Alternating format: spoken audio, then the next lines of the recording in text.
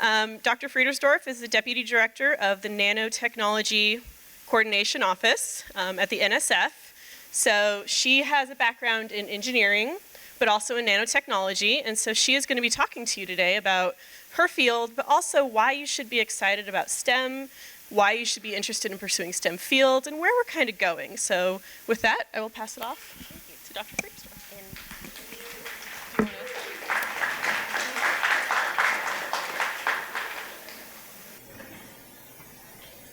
I'm going to please. Can everybody hear me? Okay, I think I'd rather not use the mic because I'd like to walk around and interact with you as much as you would like. Just for one small point of clarification on my bio, I'm with the National Nanotechnology Coordination Office, and we coordinate all the federal activities in the U.S. In nanotechnology. So NSF is a participant, they're one of the agencies that we work with, but they're one of over 20 agencies that we work with. So with that, I'd first like to tell you how pleased I am to be here. I'm really excited about the event that you've had today, and I'm glad to have an opportunity to share some thoughts with you about STEM education. So first I'd like to set the stage. Do I have to turn it? Okay. So I'd like to first set the stage and highlight some of the national initiatives in STEM education. And you can see that these focus on both teachers and students. And these really stem from the President's personal interest in these fields. And the White House has initiated a lot of STEM activities, and they have hosted events like science fairs, robotics competitions, coding events, a maker fair on the South Lawn.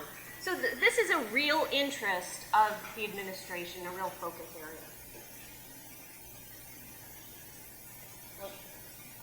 So I wanted to highlight one particular interaction. You could find this on YouTube. I mean, you could find everything on YouTube, right? This is an interaction just this past year at the science fair that was held at the White House. And it's a student who was a high school senior in California, and she did some research at the NASA Ames laboratory. And her work was on using nanotechnology for biosensors. And the interaction between the president and the student is really fun to watch. She explains her research and actually he asks her some very tough questions. And this just further emphasizes not only the interest, but really taking the time to have an understanding of STEM and the implications. Just this week, the STEM Ed Act was passed, and you can see there's 3 different aspects. It expands research and training opportunities for teachers through an NSF program. It enhances the research component of informal education activities, and this is a very important point. The third point is that it includes computer science in STEM and for the purposes of federal activities. So I want to look back at STEM, engineering, science, technology. If you look generations ago, we had the space race, which was a real driver for focusing on science and technology. There was a real national need and a desire to beat the Russians to the moon. And this attracted a lot of engineering and science students. I just highlighted a number of federal activities in STEM Ed. What is the driver today? Does anyone have any ideas what's driving? If we say we want more students in STEM, we want more teachers, we want to help training, we want to understand. So what are the drivers today? Did the tourists tire you out this morning? Yes. National security, absolutely. If you think about national security, cyber, We read, we hear about cyber attacks as part of the federal government. I've been subject to the hacks where OPM data has been stolen. So absolutely, key driver, national security. Think about what you're carrying in your pocket, right? You have a supercomputer in your pocket. So the science and technology is part of our everyday life. So I think there's a third one. I think there's one other key driver that makes the need for you to move into STEM education, these programs to help encourage you and to train teachers, and that is if you look at the federal laboratories where a lot of our basic research is done, where the understanding of nature is occurring, the workforce there is getting to the point where they're nearing retirement, and the pipeline's not there to fill that. So if you look at the space race, so the folks who were encouraged to move into these areas then are now reaching retirement, and we really need to replenish the scientific strength of our nation. And that I see as another real driver to STEM ed. Okay, so I'm going to switch gears.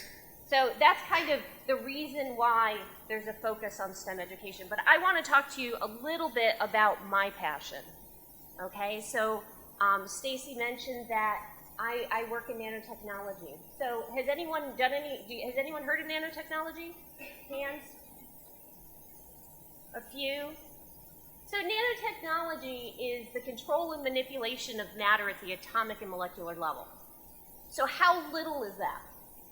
So if you think about a sphere the size of a nanometer, it is to a baseball the way a baseball is to the Earth. So we're talking about tiny, right? So if you think about your hair, the diameter of your hair, it's about 100,000 nanometers. So when we're talking about manipulating things on this scale, it's very small. So why do we care about things that are so small? The reason why we care about things that are this small is when you get materials at this size scale, they begin to behave differently. They don't behave like bulk materials anymore. If you see those vials in this image, the only thing different between those vials is the size of the particles that are in there.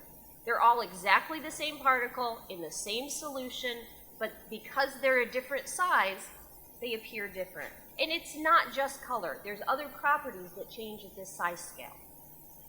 So the fact that we're talking about something very small, it really impacts everything.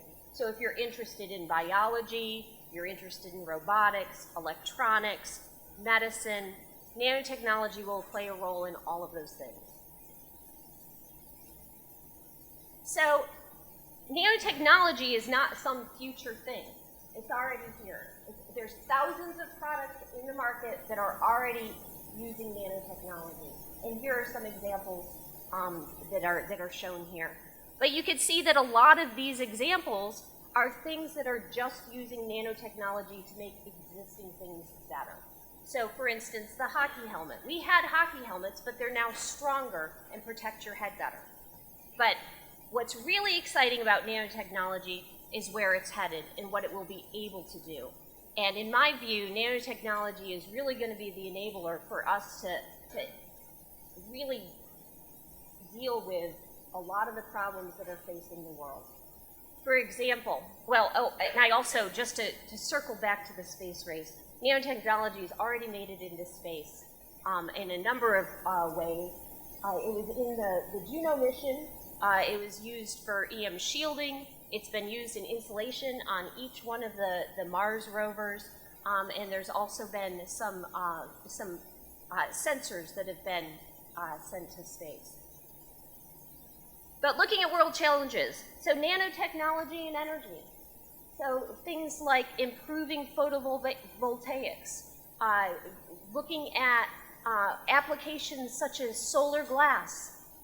We could paint an entire building with solar paint and be able to harness harvest the photons, the light, and turn it into electricity. Some of the things that I'm really excited about, you can see image here. Oh, and when I talk to my students about energy, they say a wind turbine. That has nothing to do with nano. It's huge. But if you look at the blades on a wind turbine, they're coated with something that's called superhydrophobic, and it repels water.